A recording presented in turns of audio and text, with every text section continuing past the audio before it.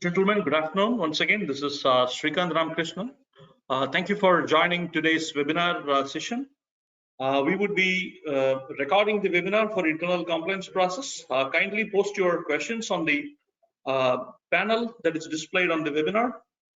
Today's topic is improve the strategic quotient of sourcing through analytics. If you look at it very carefully, you can see 4 different themes in today's topic. One is improvement, second is strategic quotient, third is sourcing, and fourth one is analytics. We would discuss thoroughly on all the 4 topics. A brief introduction about myself. My name is Srikanth Ramakrishnan. I will be the moderator for today's discussion.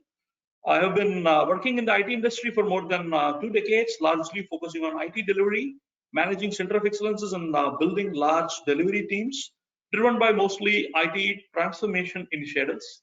Currently, I've been building and managing a partner ecosystem for Rheinbrücke, through which we can provide cutting-edge solution to our esteemed customers in this region. So far, we have inducted nearly 6 partners in this ecosystem, and 4 more are in the process of incubation, totaling to 10 partners in Middle East region. We would be providing our industry-focused solutions through these channels, and partners would be empowered to do a successful business transformation to our end customers. Today's speaker is Mr. Vishwanathan. He heads the products development and analytics of Rheinbrücke's technology division. He comes with more than 2 decades of industry experience and very strong know-how and grasp over technology products that leverages analytics to drive up value to the business. He's passionate about identifying business use cases that gets benefited by applying analytics and generate actionable insights for business. He has more than 2 decades of experience specifically in technology, out of which close to almost 1 decade has been spent on product development and analytics. That is core competency. Thank you very much, Vishwa, for joining today. How did you get into analytics? Just to start with, can you briefly touch up this particular point so that we can continue our discussion? Thank you very much, Sri, for having me today. And I take this opportunity to kind of say thanks to all the guests dialing in from different time zones. I hope to have a very, should I say, very insightful session today. Coming back to your question, Sri, thanks again for asking, setting the context. After working in technology services industry for about a decade and a half, I should probably say I went through a midlife crisis and I wanted to do something on my own.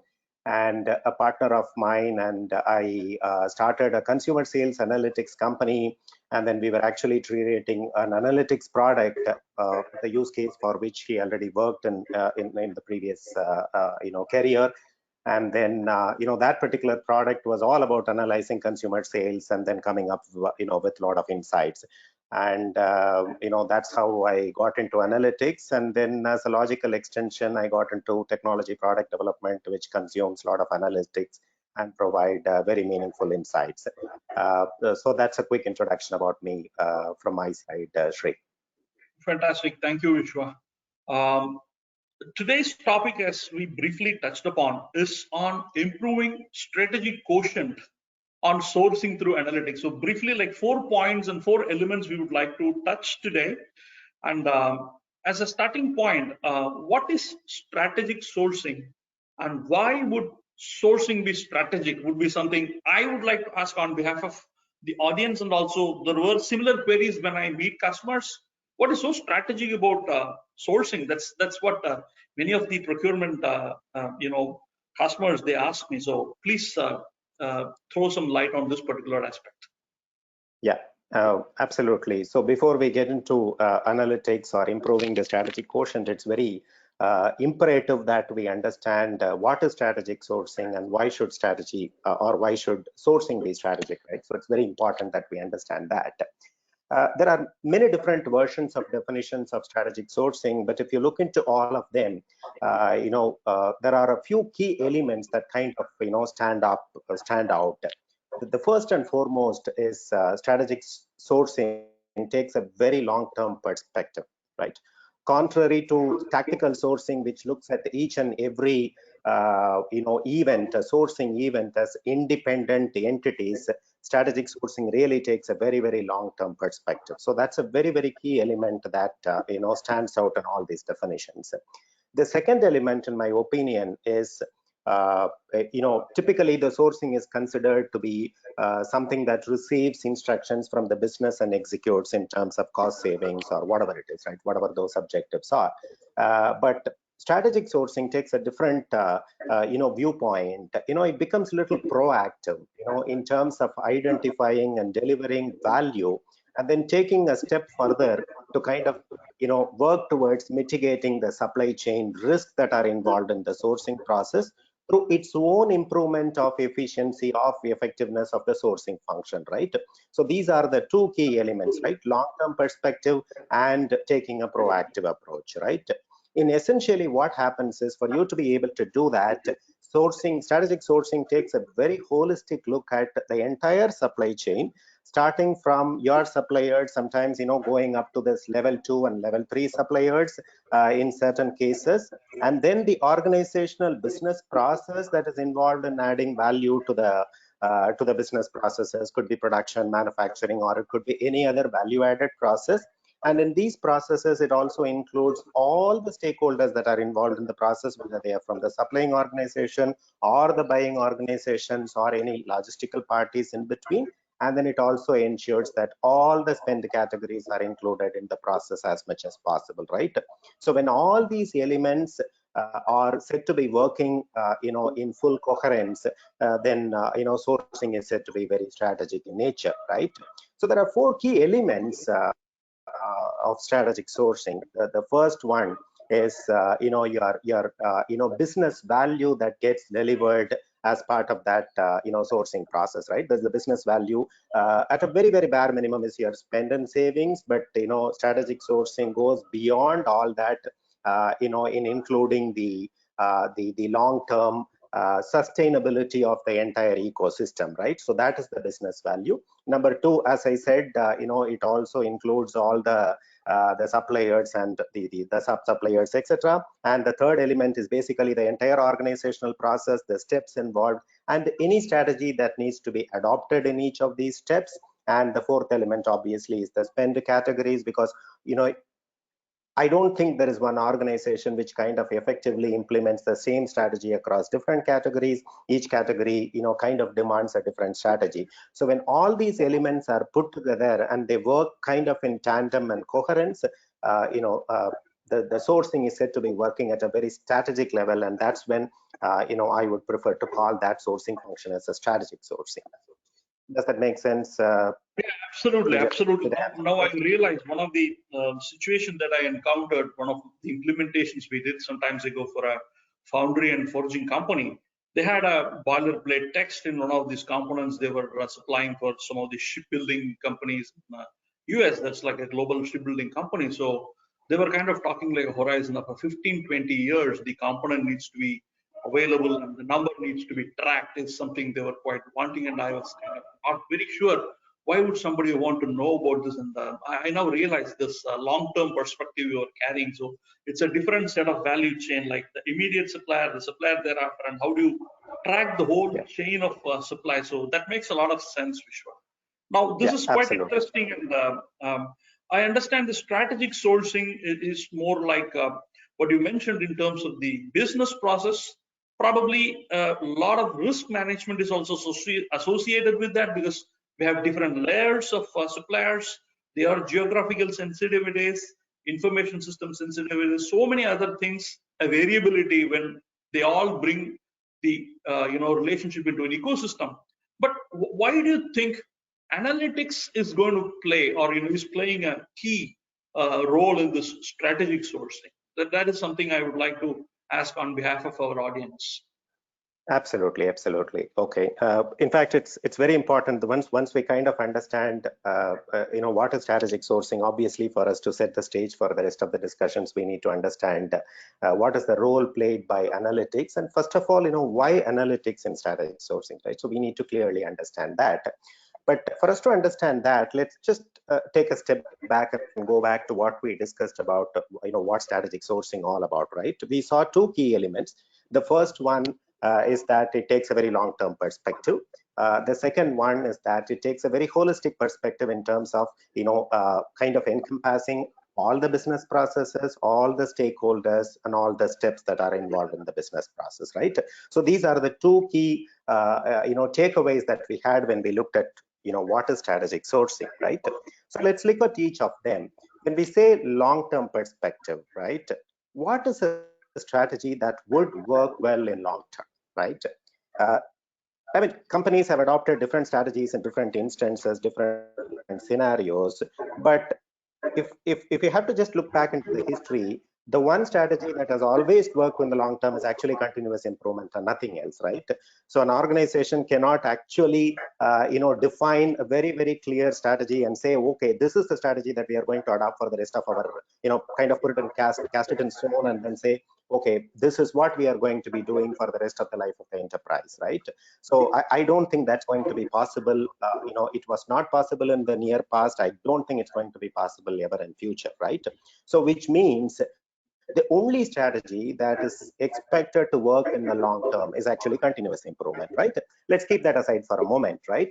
So when you say holistic perspective, we are talking about too many elements playing together, right? Where are your suppliers? Who are your suppliers? Where are they coming from? What kind of categories are you actually sourcing? And what type of currencies are you sourcing? What type of payment terms are you using? Are there any logistics parties involved? And who are your customers? What are their project schedule? What kind of change management processes that they are going through? So if you look at all these things, it's just too many data points that are getting generated, right? So when you take the holistic perspective, obviously it is the natural outcome of the whole it's a natural outcome of the holistic perspective of strategic sourcing, right? So you put these two things together. At one side, you have too many data points that are actually getting created by the business process. At the other side, you actually need to have continuous improvement for you to be sustainable and successful in the long term, right? You just put together, these two are perfect raw materials for a clear, a successful analytics recipe, right? So you have the numbers, you need to have continuous improvement. Obviously the logical step is to kind of crunch the numbers and look for what can be improved, how can they be improved, right? And this is what exactly analytics does. And that is the reason why I feel for strategic sourcing to be successful and for sourcing to become strategic, first of all, analytics plays a very, very key role. Fantastic. Does it make Yeah, sense, Sri? it absolutely makes sense. Yeah, the cohesion of these data points together work in a cohort way that helps the procurement to Yeah. provide a insight to management, and also it helps in decision making aspects, which actually boils down to the next aspect. What kind of financial information, or should we speak the spend analytics? That's something we extensively hear about in this domain. And would you be able to touch upon this particular point? How do you think analytics can be applied for business processes as well? So if you can touch upon these two aspects, that would be helpful. Yeah, absolutely. I think there were two questions that you asked. The number one is the spend analytics, and number two is the business process. Out Correct. of these two, Sri, I think spend. Yeah, out of these two, items, Sri, spend analytics is a very, very common, I would say, a phenomena or a process that many organizations do. Essentially, it is about slicing and dicing your spend data across different dimensions, such as your time dimension, space dimension, could be your own category dimension, could be your suppliers, who are your top spending suppliers in a particular category and all that, right? So these are typical applications or use cases of spend analysis, right? So this is something which is common. A lot of companies, a lot of enterprises do that, right? So but there are very, very specific use cases where we can actually take a little further, right? The same spend analytics, right, can be applied in a little different way. For example, as a chief sourcing officer, as a procurement officer, my desire, my goal would be to kind of spend more money with suppliers having higher rating and less money with suppliers having lower rating, right? That would possibly be what I would ideally like to have. So the question that kind of lingers in my mind as a chief sourcing officer would be, does my spend measure up to my supplier's rating, right? So how do I analyze this and how do I visualize it, right? So that's one of the key questions that are available. It's a little, I would say, it's a little advanced question that comes up once you have all your basic spend analytics done, right? So one way to do that could be, when you say suppliers rating, there could be different ratings, right? For example, suppliers are rated in terms of quality. Suppliers could be rated in terms of time for delivery, on-time delivery, maybe their technology innovation or engineering innovations, or could be, long-term savings potential, etc. Right? So based on your enterprise needs, you kind of put a weightage for each of them and then come up with a single rating, right? And then you come up with a number, which could be, let's say, a 1 to 10 scale, or maybe 1 to 100 scale, depending on how flexible your data points are. And then you put that in the x-axis, in the horizontal axis, right? In this particular case, in the screenshot that you are seeing now, there is the x-axis which has the supplier rating, right? On the y-axis, you plot the spend that you have, right? Then you have a very beautiful 9-box model, which kind of very visually communicate in terms of, am I spending, more with suppliers with higher rating and less with suppliers with lower rating, right?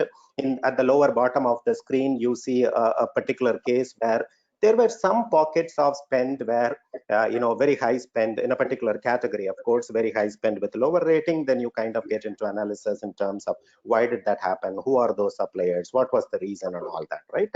In certain cases, you may have to investigate. In certain cases, you may have to stop. And in the upper right side, you see example where there was typically there was some very small spend with suppliers with lower rating. Probably it happens. There was an exceptional case. We just had to make a decision to go ahead with supplier for a very, very specific case, right? So these are, some examples of some common example and a very, very specific use case of spend analytics, right? So that's, kind of my response to your first question. Okay. Now let's look at the second part of your question where you asked about business process, right? That's very, very important because, as I said, in the 4 elements of strategic sourcing, I said that the business process is also very, very important, right? So as a chief sourcing officer, again, right, which of my business processes are performing up to my expectations, right? My organizational expectations, and which of them are kind of, lagging, etc. So we can look at that as well, right? So in this particular, visualization, you put all your business processes on the outer areas. There could be 5, 6, 7, 8 number of business processes, and you set yourself some kind of a target for each of the business process. Like, for example, I should onboard a new supplier in about 4 days, right? I send an invite and I should be able to have all the information in about 4 days, right? Or it could be whenever whenever I publish RFQ, I should create such a kind of relationship with my suppliers that they should have all the information, and then they should be able to respond to that particular RFQ in about, let's say, 72 hours, right? Some of the business process steps may take a little longer. Some of them could be shorter. So you set your objectives in terms of what they are. In this particular case, the organizational objectives are actually shown by the darker blue line that is on the outer side. And as the business process gets executed, the system automatically captures in terms of, what is the average time taken to take a new supplier onboarded, or what is the average time taken to get a response to RFQ, etc. So the system automatically plots all that. So in this particular case, you see a visualization where most of the business processes are kind of well within the target, whereas this one small business process called the non-preferred waiver, which is taking a little longer than what our target is. Typically, these non-preferred waivers are exceptional cases, so people tend to ask a lot of questions and get all the information before they kind of approve that, right? So it's quite expected that non-preferred waivers take time. So that's the kind of visualization you can see, some kind of an analytics that you can see, right? This is one example where very, very quickly the executives will be able to see how are my business processes performing against my own target? And we can drill down further to say, okay, why do non-preferred waivers take more time? Is that a process? Is that a problem with a category, or is that a problem with people, etc.? Right. So this is one way of looking at it. The other example could be, I talked about non-preferred, sourcing. Obviously, as a leader for sourcing, as a person responsible for sourcing, I would like to kind of reduce non-preferred sourcing as minimal as possible, right? So the question that lingers in my mind is the share of non-preferred sourcing very healthy, right? What is healthy could vary from organization to organization. So is it very healthy, right? So over a period of time, we will be able to see what is the ratio of non-preferred sourcing vis-a-vis the preferred sourcing, right? And then we probably tend to see a trend which is kind of converging to a minimal, but then in a particular year there was a increase in the percentage. So you will be able to drill down further and say, okay, is it again caused by a particular category, or was there any specific reason that's kind of out of control from our organization, right? So you can do these kind of analytics as well. So these are some of the examples where actually analytics can help you to identify the efficiency and the effectiveness of the business process itself more than the spend amount also. Perfect. Does that answer your question? This is exciting. This is really exciting, because this typically looks like a fantastic orchestration actually in an organization processes. How somebody can do a what if by altering their payment terms, by setting up their non-preferred sourcing, and an optimal combination can be arrived so that the symphony is quite cohesive and conducive to the organization's growth overall. And they drill down to the entire organization's revenue per se, and how they establish a long-term perspective in terms of their sourcing strategy. So this is very, very insightful. Thank you very much, Vishwa. Sure. That boils down to our next, item in the stage in terms of what our audience want to ask. What do you think are the different stages in this enterprise goes through the journey for improving the strategic quotient of sourcing? Yeah. So, for example, so probably at, set this at a level. So, how do we plan the stages, and what is your recommendation for that? Yeah, absolutely. So again, there are different, I would say, approaches.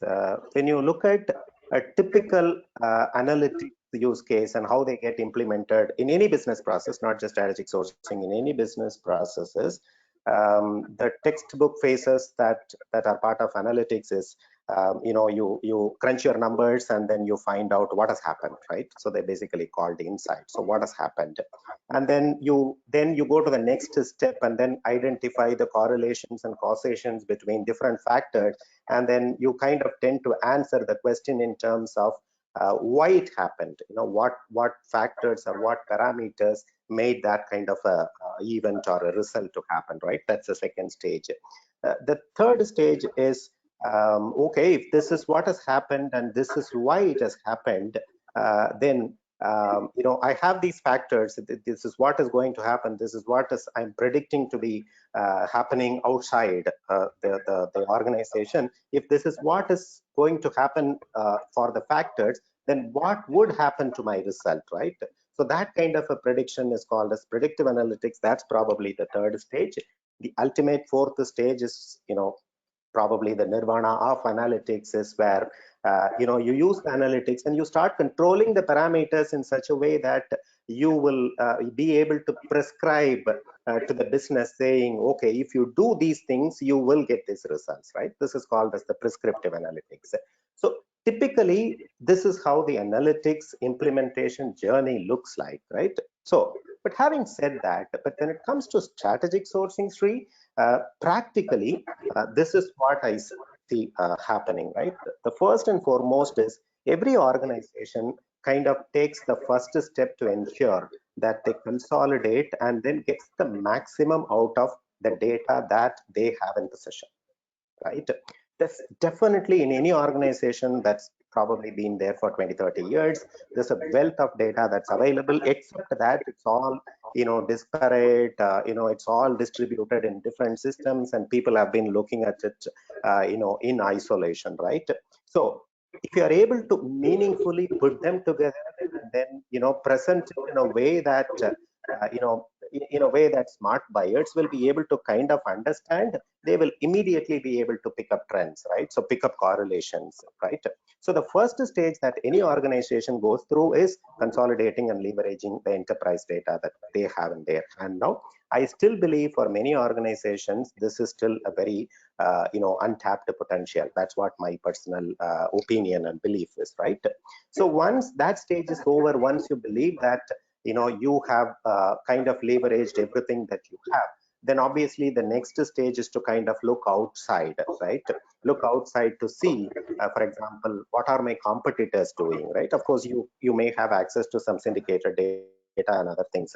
For example, we can look at, what does the commodity exchange say about the prices of commodities, right? Could be steel or plastic, or could be rubber or anything of that sort, right?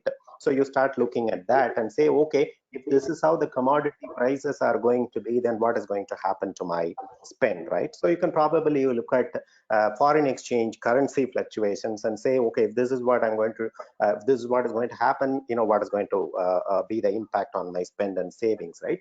Or you can look at some syndicated data, consolidated data of your customers and say, okay, sorry, your competitors, and say that, my competitor in this particular category is targeting to save 2.5% or maybe 3%. Maybe I should also target for that, or maybe something more than that, right? So these are all use cases, or maybe some specific examples where the organizations in the second stage, they kind of start using the data that's outside the organization for comparing and contrasting and for benchmarking purpose, right?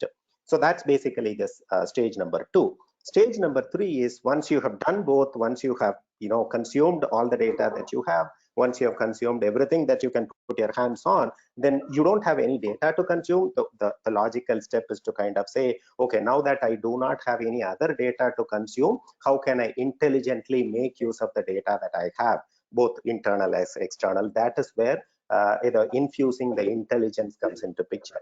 That, I think, is the very third stage, right? So typically, this is a 3-step journey that organizations go through when they are implementing analytics specifically to strategic sourcing. Very exciting. I was answer kind of, okay. This is absolutely makes sense, because one of the events we kind of done here in Middle East was also connected with certain other events. They were talking about data is a new oil. That's what they were mentioning, and the importance of data was like extremely important, especially organizations with historical data. Now, this stages you have mentioned here is also quite exciting. You have a simple statistical models and other things can be performed, followed by mathematical models. As a final stage, you can also go for certain AI, artificial intelligence, or machine learning algorithms can be done, and probably organization can grow in line with that. So that is something quite exciting, and they can kind of take these things with proper AI ML related stuff, and maybe we should try to do a dedicated session on these topics separately. I mean, I don't know. I mean, I think we should plan for that seriously, because there's a whole lot of data available, and it is definitely worth to do a separate session. How do we use a current contemporary technologies like a machine learning model or an artificial intelligence model around the acquired data once we do a statistical model or a mathematical model? So what do you suggest, Vishwa? I mean, how do you recommend for organization to go forward in that line? Absolutely, Shri. I mean, it would be very exciting to have a session, especially with you on that subject, because you also have, significant exposure on that subject. On the AML side, there are, even though I said, it comes in the third stage as the final stage, I have seen some success stories of implementing, specific use cases when it comes to, usage of these kind of, computational algorithms, right? One use case, or one typical use case, which happens in many organizations, is spend categorization, right? For example, you have an organization history of 20, 30, 40 years, and you have been spending, but then you really want to take stock of it, and then you want to understand what has happened, what is our future strategy, etc. For that, you should be able to clearly analyze and then come up with these kind of patterns in terms of how did my spend across categories is, right? But unfortunately, you have those transactions and you have those items which were not categorized maybe 20, 30 years ago, right? So you have to now sit and categorize them. And sitting and categorizing them, let's say over a million set of data points or multi-million data points is going to be very, very challenging, right? So obviously, organizations will not have the bandwidth to do that manually. That's one use case where typically a machine learning algorithm is employed. There is a subject matter experts. They just kind of use a training set and say, okay, this is how the training set is categorized, and then they feed it to the algorithm. The algorithm says, okay, based on the training set, these are all the classifications that I could do perfectly, and probably there's a very, very small subset of 5, 10, 15% where the algorithm is not able to classify. Only that small subset is presented to users, and they kind of manually do the classification. So this kind of spend classifications is one use case where it's been very successful use case applying a machine learning model, even at the very beginning of the analytics journey, right? So it need not have to happen at the very, very end. It happens at the very, very beginning, right? That could be one use case. The other use case could be, for example, again, you have a 20, 30 years of history. People have been having items across the catalog. The catalog has been growing, and then people have been kind of left, right, center adding items to the catalog. And the same item or a part gets added multiple times with multiple names, and then now you are searching for a particular item or a part with a description, and then you realize that if you are restricting your search only to what exactly you entered, not many times it's going to be very useful results, right? So in these cases, a simple fuzzy based search can be employed, where it doesn't look for an exact match, it also looks for a fuzzy match, right? And then it gives you some kind of suggestions to say, okay, this is what you searched for. I'm not able to find an exact match, but here are the top 5 matches which I could find. I mean, this one is like 90% match, that can be 80%, 85%, etc., right? So these kind of fuzzy searches are very, very simpler to implement, but at the same time, they give you a lot of return on investment, right? So you will be able to have a very, very clean catalog, and it kind of improves the efficiency of the whole process, right? So these are all some of the use cases where simple implementations could give you a lot of return on investment, and these can be done even upfront in the analytics journey, right? Just wanted to highlight a few use cases. Absolutely, because the master data management is probably a key, and even slightest variations kind of gets a separate entity, and a regular IT-based search is a little difficult. And this is a very interesting point. And something closer in a vector space can be measured, even if there is a dash or an underscore present in the front space. It is close to the vector space, and it will throw up the right results. That's very good, and I think it's worth doing a separate session on this. We will connect with this topic again for our esteemed audience available today. And do that. Absolutely. We will do that. Definitely. Thank you, Vishwa. And moving to the next, discussion point here. Again, sorry for asking this question, but we need to have some clarity from you in terms of, do you think the analytics is different in direct sourcing compared with indirect sourcing? Of course, you tried explaining this, but again, for the choice for the audience, if you can throw some light, that will be helpful. Absolutely, Sri. I just wanted to, I think you kind of inadvertently talked about this question at the very beginning, where you talked about, a ship, a part in the ship that kind of has a 20, 30-year life, and then at the end of 30 years, you need to replace that part. So you need to find out where the supplier is, etc., right? So that's a very, very classic example, right? So coming back to, let's just keep that in mind. I'll probably use that example. The question here is analytics different than strategic sourcing? I don't think it's different, but I believe it's a lot stronger, right? I firmly believe that sourcing has to be more strategic in direct sourcing than in indirect sourcing, right? Basically, because you are actually procuring parts and materials from your suppliers. You're putting that as part of your own product, and then you're putting it in the hands of your customers. And so, which means a part of your own company's take is with your suppliers, right? So there is a quality issue with those parts. Obviously, it's going to be construed as a quality issue with your product, right? And you also have to rely on your suppliers not just at the time of sourcing, but for the entire lifetime of the product, right?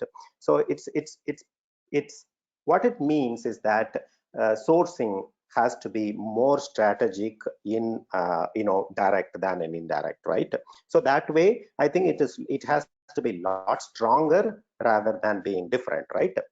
Having said that, there are certain specific nuances of analytics and direct sourcing, right?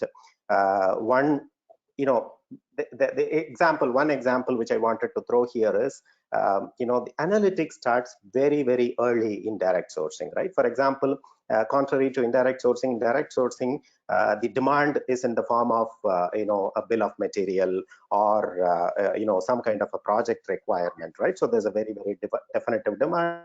It's got a list of items or parts, and it's required at these places at these times, right? So that's called as the bill of material, right?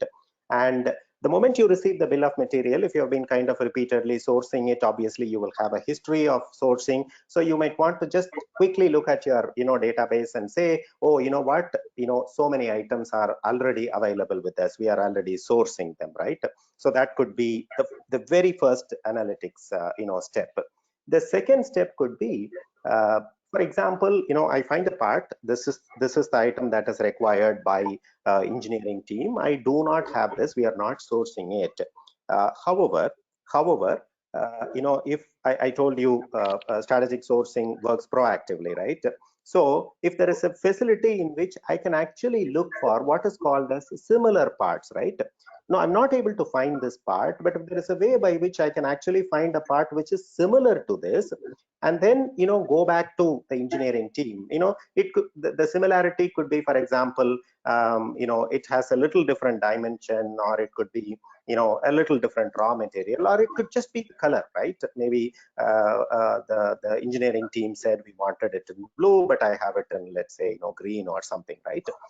So if we can go back to the engineering team and suggest, what, engineering team, we don't have this part, but if we are able to replace it with this part, we already have a supplier, supplying this. So I will actually be able to go back to the supplier, increase the volume, because of which we will actually be able to have, better economy of scale, right? We may possibly be able to get a better price, or maybe we may just have a better mind share with that supplier, right? So we may get a better value eventually, right? So this could be a second use case which is very, very pertinent to direct sourcing, right? So essentially, the BOM analytics itself is very, very pertinent and specific use case to direct sourcing. The BOM obviously doesn't stay the same, stay stagnant for a longer period of time. It goes through changes. So another use case could be, how does the journey of my BOM price looks like, right? What has changed between, different phases of the entire program? What got added? What got deleted? What got modified? At each stage, what caused those changes, right? Was it an engineering change by the design team, or it could be a change in the supplier because of which we had to change the price, etc., right? So what are those root causes? Okay, so these kind of analytics are very, very pertinent to direct sourcing.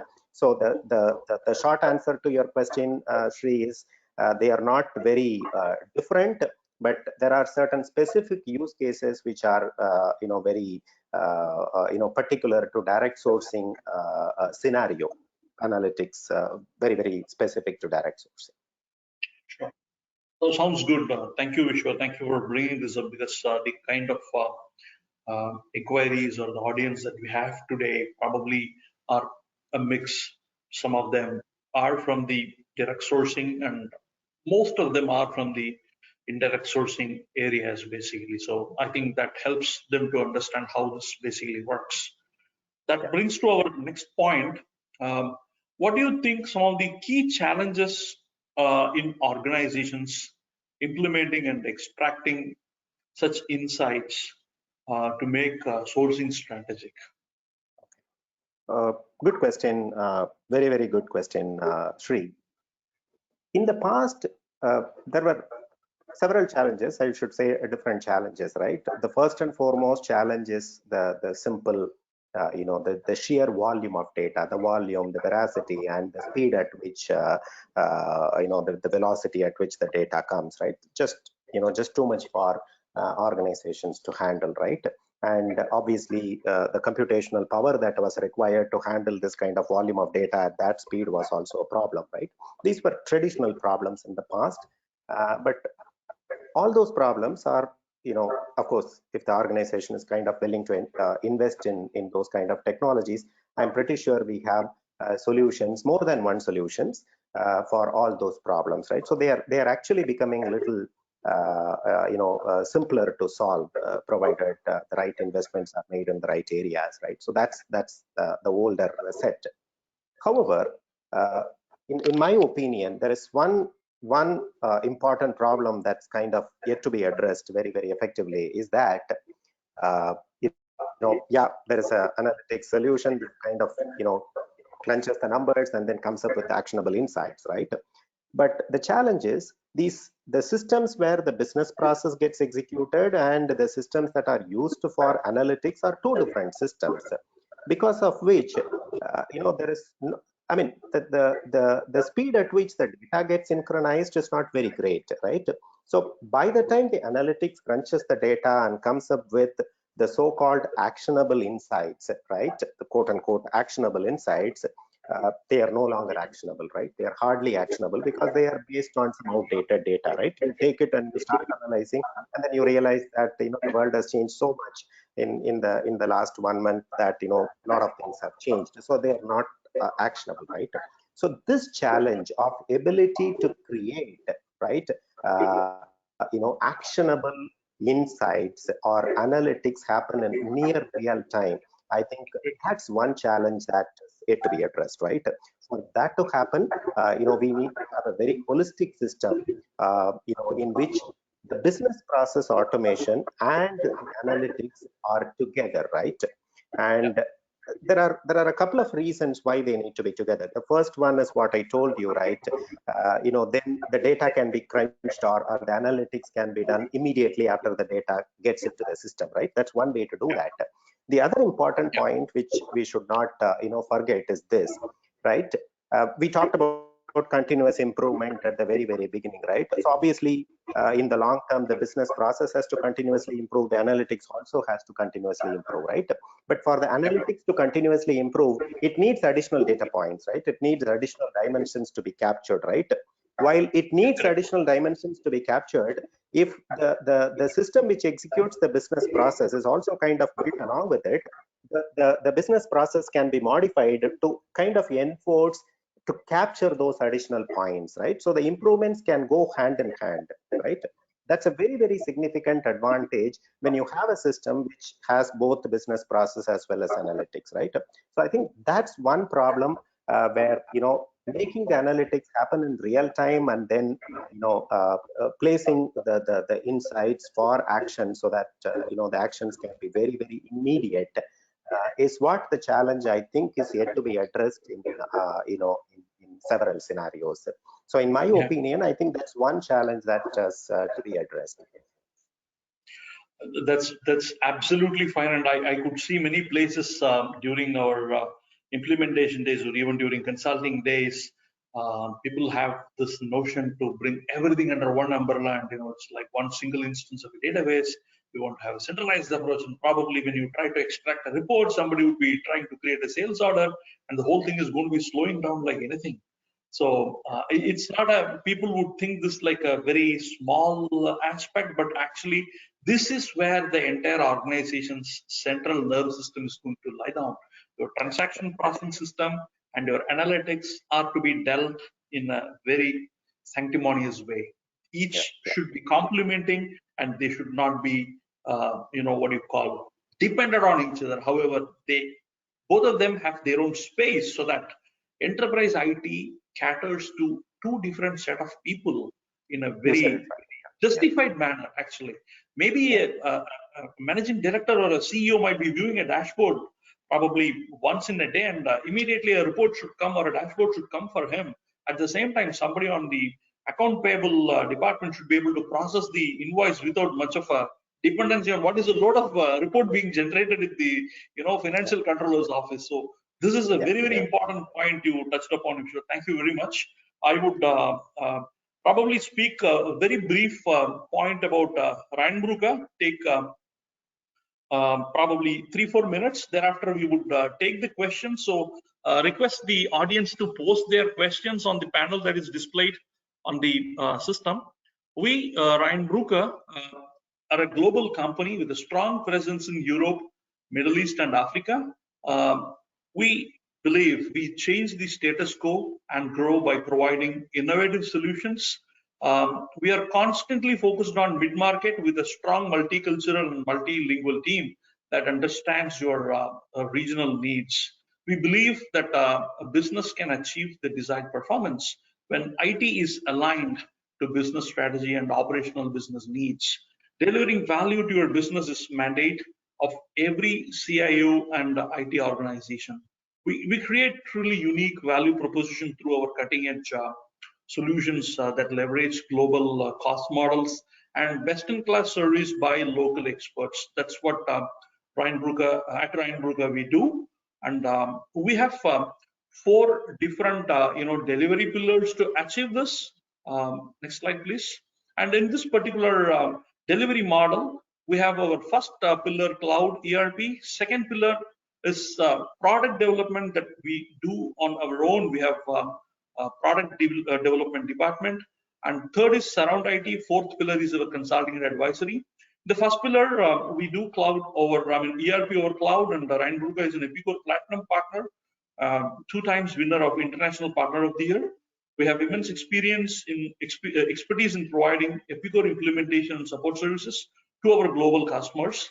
Talking about the second pillar, this is where we do our product development. So far, what has been discussed here, we tried addressing the industry problem, and we arrived at a product called Merlin, which is primarily for strategic sourcing, and currently the modules have been built and being released in this particular market for indirect sourcing as well. And we have a very thorough strategic sourcing solution that is completely seamlessly integrated with sourcing process automation, along with supplier relationship management and the planning functions. They are thoroughly augmented by advanced analytics and artificial intelligence. Definitely over a few aspects we touched upon, like natural language processing, in terms of how they work seamlessly with their database and all of the queries that is discussed here. It also plays a very pivotal role in enhancing collaboration between your buyers and suppliers through an intuitive platform, having certain components like auction engines, different varieties of auction engines, and a very nice collaborative platform, a beautiful web-enabled platform. We do that. And the second product we offer is called Brugge. It is a collaboration between employee community, especially in the current business context, where empowering the employees to work from virtual office. The third product we offer is Expensa, which is an expense management solution over the cloud. It can be accessed using a browser. It can be accessed using iOS or an Android platform. It can be done using a mobile platform. And that's about our second pillar, which is pure play product development pillar. The third pillar we have is connecting the enterprise together, which is surround IT. And we are a certified Microsoft Gold partner, delivering solutions in the space of IoT, BI, e-commerce portals, B2B as well as B2C. Web and mobile applications are also being developed in this particular pillar of center of excellence, basically. The fourth pillar that we have is consulting and advisory services, wherein we leverage our industry experts and supply chain management professionals across the globe, and we also provide IT rationalization and portfolio optimization as a part of this particular delivery excellence. We would take the questions. Actually, we have questions posted by our audience, and Vishwa, I would request your help to pick these questions. I would read these questions one by one, and we can go over them. Please. Yeah. Please go ahead. Yeah. The first question today is from Niveta. This is a very interesting question. How can we understand where the delays are happening in the system? Can analytics help with that? That's the first question. Thank you, Niveta, for asking the question. Absolutely. So we kind of touched upon this when we talked about the business process efficiency, right? So, typically when you say delay, the delay can be of multiple reasons, right? So one could be the non-availability of people, etc. The second could be non-availability of information for people to take appropriate decisions, right? Or just the non-availability of stakeholders to be able to respond to ad hoc questions.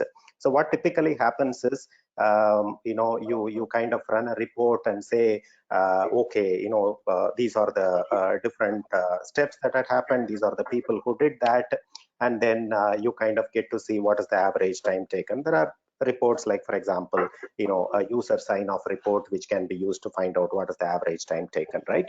So the way in which analytics can help specifically is, whenever somebody is making a decision in terms of, either rejecting it or taking time, you kind of, let the person say, what is the reason? You kind of define a set of reason codes and say, what is the reason? Is it lack of information or lack of people or lack of collaboration or any other reason that the enterprise needs, right? So you kind of classify them, and then you do a slicing and dicing across business processes, across reasons, across departments, and then try to identify what are the most prominent reasons for which things are getting delayed, and then you start addressing them both proactively and reactively, right? So that's typically how analytics used to kind of improve the business process. Thank you, Vishwa. Question number 2. This is from Gauri. Thank you, Gauri, for the question. Is it possible to identify if we are losing money due to currency rate differences? Yeah, absolutely. So this kind of falls into the area of what is called as what if analytics, right?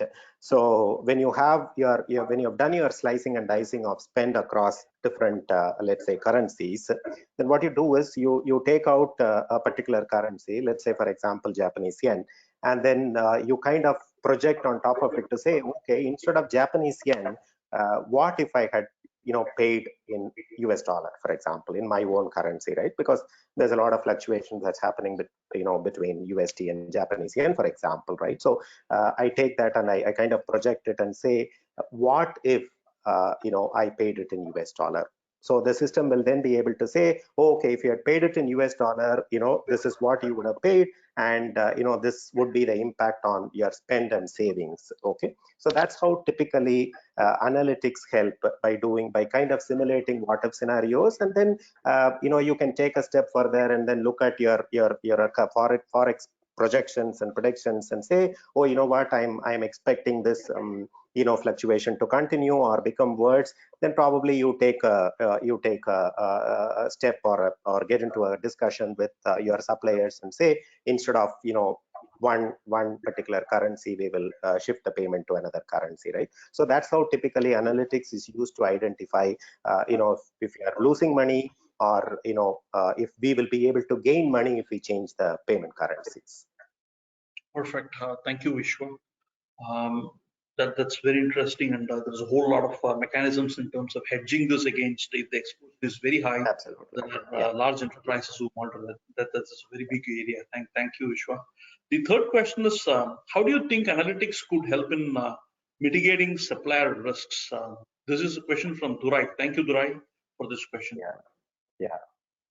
I think that's a very, very interesting subject, especially in today's situation, right? The pandemic situation. It's a very, very, very pertinent question. I was just thinking that we didn't cover it as part of the discussion, but I think it just come very timely. Okay, for us to understand how analytics can help in supplier risk management, we have to first of all take a step back and then understand what are the reasons for the manifestation of supplier risk, right? The first one is that, what, everything is good. There's a very fantastic supplier. And then, over a period of time, I've been sourcing a lot from these suppliers. And then I realized that today, let's say 30-40% of a particular category comes from the supplier, right? There's just too much of dependency on that particular supplier, right? So that could be one risk, supplier risk, right? So in the way analytics can help is, whenever you make a sourcing decision, you look at what is the share of business of that particular supplier under that category. You set yourself a target to say, okay, no supplier will go beyond an X percentage, could be 20, 25, 30% of share of business under a particular category, right? And if a buyer is actually trying to make a decision to kind of go beyond that, then of course you kind of alert, and then you make the system to go through some additional approvals and all that. So that could be one way that risk can be maintained. The other way could be, for example, when we look at a specific legal entity, there is no issue. But then there are 25 legal entities under a parent company, and then when you put all of them together, the dependency or the share of business of that parent company is actually 20-30%, right? But when you look at the legal entities, they are like 1 or 1.5%. That could also be the situation, right? And this is especially where the business process analytics actually working together will be a very good idea, because for this to be managed effectively, you need to have proper hierarchy in your suppliers, right? So you should be able to kind of club those legal entities under a particular supplier group, and you should also have the ability to do the spend analytics both at the legal entity level as well as at the group level, right? So you take one step forward, and then when you look at the group level, then you will be able to see the risk, right? So this is another risk. The third risk could be, for example, they are just legal entities, they're all independent companies, fantastic, but for certain reasons over a period of time, those suppliers kind of are kind of concentrated in a very, very specific region, right? So in a specific country, in a coastal area or something like that. So, and then some kind of a natural disaster or something happens, and then you are in trouble, right? So an analytics which actually will give you visually what is going from where to where within a particular category, right? These kind of analytics will be able to very clearly tell you, am I running a risk of the concentration of suppliers in a specific region, right? That could be another way supplier risk can be analyzed, right? In fact, in certain cases, people have also gone to the level to say that there are completely different legal entities. They're all operating there as separate companies. But then if I have to go back to the outside data and look at, let's say, for example, their listing data or their enterprise data of those suppliers, then I realize that even though they are 20 different companies, they are all managed by the same promoter, or maybe the same investor, or maybe the same leadership, right? So in which case, your typical spend analytics will not throw any light or will not give you any red signals, but your ability to start using the syndicated data will give you some analytics in terms of saying, oh, you know what, they're all fine, but if something happens to those promoters, investor, leadership, etc., you are actually running a trouble, right? So these are all different ways in which analytics can help you to identify supplier risk, and then obviously take steps proactively and reactively. Great, thank you. This is another interesting question. It's a small question, but I would like to take this. How difficult it is to implement such systems in large enterprise? This is from Varshni. Thank you, Varshni, for the question. It depends. It depends on the enterprise maturity, Sri. I would the way I would look at it is like this. First of all, obviously we are not obviously talking about starting a new company and putting these systems in process. We are talking about an organization which has been there for 2-3 decades. How we are trying to get into it, right? So the cleanup of the existing processes, the cleanup of the existing data is the very first step, right? As long as that step is executed very cleverly, right, with the expectation that we are going to overlay a system on top of this, the existing data, And then keeping in mind that we are going to have one single system which will encompass both the business process execution, the transaction, as well as the analytics, right? Obviously, the starting point for all these systems is existing data, right? So as long as we are able to cleverly and clearly articulate that, and then take steps to ensure that what goes into the system is kind of clean and neat, I think implementation of these kind of systems is not very complicated, but a lot depends on how prepared the enterprise is in terms of having a very clean data, structured data available to be fed in at the beginning of the implementation. Good, thank you, Vishwa. We'll probably take one more question. There's a last question of the day. We use direct sourcing. Many components come from many different suppliers.